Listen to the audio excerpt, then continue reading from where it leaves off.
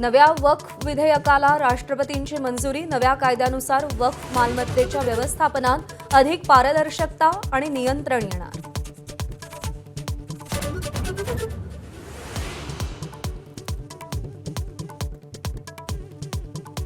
करुणा मुंडे पोटगी प्रकरणात धनंजय मुंडेंना मोठा दणका। 2 लाखांची पोटगी देण्याचा कौटुंबिक न्यायालयाचा निर्णय माझगाव कोर्टाकडून कायम।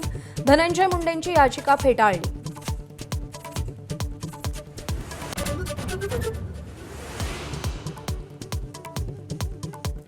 रुग्णालयानं याआधी चांगलं काम केलं असलं तरी भिसे कुटुंबियांसोबत झालेला प्रकार असंवेदनशीलच।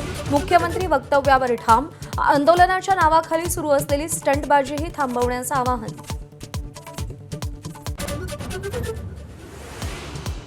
शेतकऱ्यांच्या कर्जमाफीवर कृषी मंत्र्यांचं वादग्रस्त वक्तव्य। विरोधी पक्षांची कोकाटेंवर कडाडून टीका।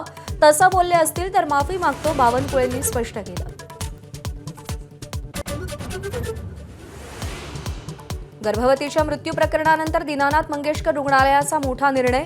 रुग्णालयातील इमर्जन्सीच्या कोणत्याही रुग्णाकडून अनामत रक्कम घेणार नसल्याचा ठराव मंजूर।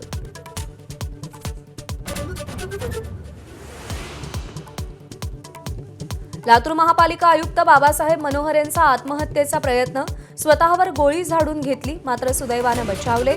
खासगी रुग्णालयात उपचार सुरू। आज देशभरात रामनवमीचा उत्साह। दुपारी 12 वाजता रामजन्मोत्सव साजरा होणार।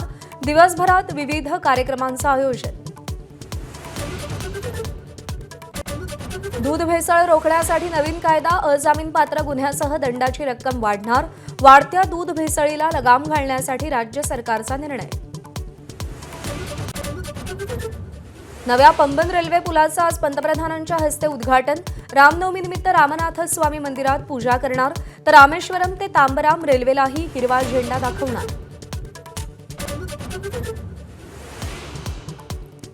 पंतप्रधान नरेंद्र मोदींना श्रीलंकेचा मित्रविभूषण हा सर्वोच्च पुरस्कार प्रदान। श्रीलंकेच्या अध्यक्षांसोबत चर्चा। मोदी 3 दिवसांच्या श्रीलंका दौऱ्यावर। आयपीएलमध्ये दिल्ली कॅपिटल्सचा सलग 3रा विजय। चेन्नईचा सलग 3रा पराभव। राजस्थान रॉयल्सनं पंजाबला हरवलं।